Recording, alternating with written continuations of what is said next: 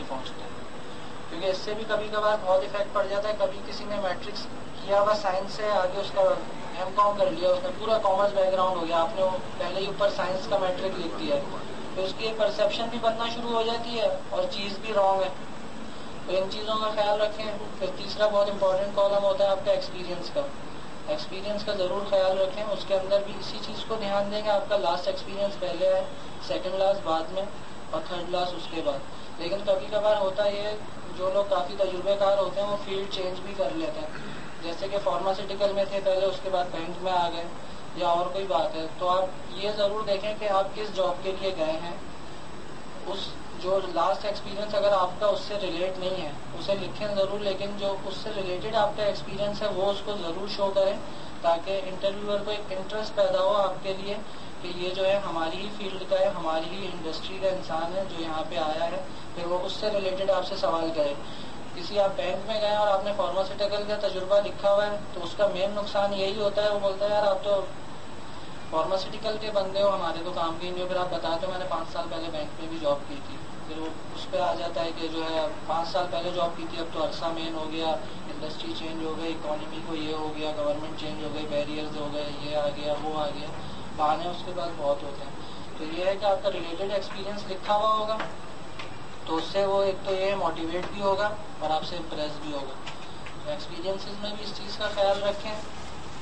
پھر بعد میں آپ کا ہابیز کا کالم آتا ہے جس پہ لوگ کبھی بھی دھیان نہیں دیتے اور کچھ بھی ہابی لکھ دیتے ہیں.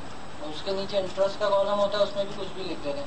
بیسیکلی ہابیز میں اور انٹرسٹ میں یہ فرق ہوتا ہے، انٹرسٹ وہ چیز ہوتی ہے جو آپ انٹرسٹ لیتے ہیں پر پرفارم نہیں کرتے، جس کا آپ ایکشن نہیں کرتے لیکن آپ کو انٹرسٹ ہے. اور ہابی وہ ہوتی ہے جو آپ اپنے فری ٹائم میں پرفارم کرتے ہیں. جیسے کرکٹ آپ کھیلتے ہیں اور ہاکی میں آپ کا انٹرسٹ ہے، تو انٹرسٹ میں آپ ہاکی لکھیں اور جو آپ کی ہابی ہے اس میں آپ کا کرکٹ آئے گا. اس کے علاوہ سب سے لاسٹ میں آپ کی ایک چیز آتی ہے اس پہ بھی کافی دھیان دینا چاہیے، بہت امپورٹنٹ ہوتی ہے، جس کو آپ کہتے ہیں ریفرنسز. ریفرنسز ہمیشہ ویلڈ ہونے چاہیے اور جس انسان کا آپ نے ریفرنس دیا وہ آپ کو پرسنلی جانتا ہو، اور یہ ہو کہ فرسٹ کال پہ وہ آپ کو ریمائنڈ کر سکے. جیسے ہی اس کا سیل بجے یا اس کے بعد ای میل آئے تو اسے فوراً ریمائنڈ ہو اور فاسٹ بندہ ہو جو فوراً رپلائی بھی کرے. یہ جو ہے میں اس شخص کو جانتا ہوں، کیونکہ جو ایفیکٹ خراب پڑتا ہے وہ ایفیکٹ ہی یہ خراب پڑتا ہے کہ آپ کے ریفرنس کو کال کی انٹرویور نے اور اس نے ایک دفعہ بھی اگر اس طرح کا ایٹیٹیوڈ کیا کہ ہاں شاید اچھا آپ ان صاحب کی بات کریں، ہاں میں جانتا ہوں، یہ بہت خراب ایفیکٹ پڑے گا انٹرویور پہ، کیونکہ آپ کا ریفرنس جو ہے آپ کو 100% جانتا نہیں ہے. تو اس آدمی کا ریفرنس دیں جو آپ کو اچھی طرح جانتا ہو اور آپ کے لیے پازیٹیو ایٹیٹیوڈ، پازیٹیو پرسیپشن رکھتا ہو. یہ تو آپ کے کچھ چیزیں ہو گئیں جو آپ کی سی وی میں آ جاتی ہیں. اس کے علاوہ سی وی بنانے وقت یہاں پہ ہمارے پاس کافی لوگ آتے ہیں جو رجسٹریشن کے لیے آتے ہیں. بہت سو بھی سی وی ہم لوگ دیکھتے ہیں تو کافی دکھ بھی ہوتا ہے، کبھی کبھار غصہ بھی آتا ہے، کیونکہ ہم آپ لوگوں کو فارورڈ کر رہے ہیں تو ہم ایسے شخص کو فارورڈ کرنا چاہتے ہیں جو آگے جائے تو اس کو جاب ملے. پہلی کوشش تو یہ. اور انٹرویور جو ہے، جو امپلائر ہے، وہ پھر ہمیں بھی کمپلین کرتا ہے آپ کس طرح لوگوں کو بھیج رہے ہو. تو پہلی بات ہی یہاں پہ لوگوں کی سی وی دیکھتے ہیں، ہاتھ سے سی وی بنا کے، ہاتھ سے سی وی بنا کے ہمیں بھی پیش کر دی. ہم بولتے ہیں چلیں یار آپ نے ہمیں تو دے دی، لیکن جس انٹرویو کے لیے آپ پھر سی وی جو ہے فریش لے آئیے. وہ بھی وہ تکلیف نہیں کرتے، میں بھول گیا. تو جو انسان اپنی سی وی ہاتھ سے بنا رہا ہے اور جو ہے دوبارہ سی وی بنانے کی تکلیف بھی نہیں کر رہا، تو اس کا کیا افیکٹ پڑے گا؟ اس کا یہی افیکٹ پڑے گا کہ اسے جاب میں کیا انٹرسٹ ہوگا. پھر بولتا ہے جاب نہیں ہے، ملک کے حالات ایسے ہیں، مجھے تو جاب ہی نہیں لگ رہی. تو آپ اپنی پرسنالٹی کو ایسا تو بناؤ جس سے لگے کہ آپ کو کوئی انٹرسٹ ہے، آپ کو کام کرنا ہے، آپ کو جاب کرنی ہے. آپ نے سی وی اپنی ہاتھ سے بنا کے دے دی تو وہ تو آپ کی سی وی ہم آگے بھی اگر فارورڈ کرتے ہیں وہ بندہ بولے گا اس کو نہیں بھیجنا. جب بلا بھی لے گا تو آپ کی سی وی آپ کے آنے سے پہلے ہی اس کو اتنا کچھ بتا چکی ہوگی اور وہ نیگیٹو ہی بتائے گی، چاہے اس نے کچھ بھی لکھا ہو. تو پہلی بات تو یہ سی وی اپنی ضرور جو ہے ٹائپ ہوئی بھی دیں. یہ تو انٹرنیشنل میں آ جاتا ہے، یونیورسل میں آ جاتا ہے کہ آپ کی جو سی وی ہے وہ پرنٹڈ ہو. پھر دوسری چیز یہ، لوگ ایک ہی سی وی بنا لیتے ہیں ہر کام کے لیے، ہر جاب کے لیے. ہمیشہ اس چیز کو دھیان دیں کہ کس ڈیزگنیشن کے لیے جا رہے ہیں، کس کمپنی میں جا رہے ہیں، کس انڈسٹری میں جا رہے ہیں، تو اس حساب سے سی وی کو ڈیزائن کریں اور اپنی سی وی کو ایک سی وی ہر جاب کے لیے نہ چلائیں. اور پھر تیسری چیز یہ، پرنٹ آؤٹ ایک نکال لیا، احسان کر دیا پوری قوم پہ.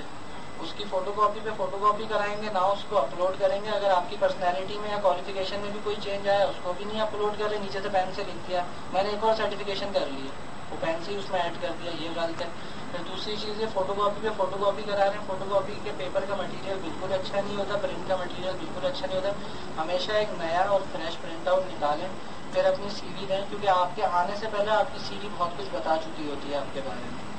ان چیزوں کا خیال رکھیں. اور اگر اپنی سی وی آپ پوسٹ کرتے ہیں تو جس اینویلپ میں پوسٹ کر رہے ہیں وہ بھی نیٹ اینڈ کلین ہو، اس کے اوپر جس ڈپارٹمنٹ کے لیے آپ نے سی وی بھیجی ہے کسی کمپنی میں اس کا بھی لکھا ہوا ہو، اور کسی اچھی کوریئر کمپنی سے وہ سی وی آپ پوسٹ کریں تاکہ وہ پہنچے اور پہنچ کے وہ کچھ نہ کچھ جو ہے افیکٹ کرے امپلائر کے اوپر کہ وہ آپ کو بلائے انٹرویو کے لیے. ان سی وی کی چیزوں کا ضرور خیال رکھیں گے تو اس سے بھی کافی فرق پڑتا ہے. کیونکہ ہوتا یہ کہ اسکلز جو ہوتی ہیں آدمی کی اپنے کام میں تو ہوتی ہیں، لیکن وے آف پریزنٹنگ اس کو نہیں پتا ہوتا میں کس طرح پیش کروں اپنے آپ کو. کیونکہ ایک آدمی ہے 10 سال کا تجربہ ہے، نہ کبھی جاب چھوٹی، اللہ کا شکر ہے صحیح چلتا رہا، لیکن ڈاؤن سائزنگ بڑے بڑی جگہوں پہ ہو رہی ہے، بڑے بڑے ملکوں میں ہو رہی ہے. ڈاؤن سائزنگ میں جاب چھوٹ گئی، 50,000 سیلری دی یا 40,000 سیلری دی، 10 سال کا ایکسپیرینس تھا، نہ کپڑوں پہ دھیان دیتے تھے نہ اس پہ دھیان دیتے تھے. میں تو اپنا کام ایسا کرتا ہوں، سیٹ بھی مجھ سے خوش ہے، فلاں مینیجر بھی خوش ہے، سی ای او بھی خوش ہے. جاب چھوٹی، ایٹیٹیوڈ چینج ہوگا، کپڑے بھی ڈھنگ کے پہننے پڑیں گے، دوسری جگہ جا کے پریزنٹ کرنا ہے، کیونکہ اس کمپنی میں تو آپ کے پاس تجربہ تھا. تو اس چیز کو لوگ دھیان میں نہیں رکھتے کہ ہم نے تو بہت ٹائم گزارا.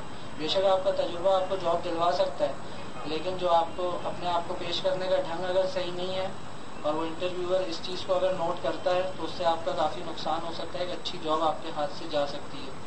انٹرویور کی سیٹ پہ جب بھی بیٹھیں تو کوشش یہ کریں کہ وہ جو انٹرویور ہے وہ آپ کو ہی سلیکٹ کیوں نہیں کرتا. وہ آپ کو سلیکٹ صرف ان چیزوں کی وجہ سے بھی نہیں کرتا، کیونکہ جب وہ آپ کی کوالیفیکیشن اور ایکسپیرینس پہ پہنچے گا اس سے پہلے جو 10 چیزیں گزری ہیں اگر ان کا افیکٹ صحیح نہیں پڑتا تو وہ ان تک نہیں پہنچ پائے گی.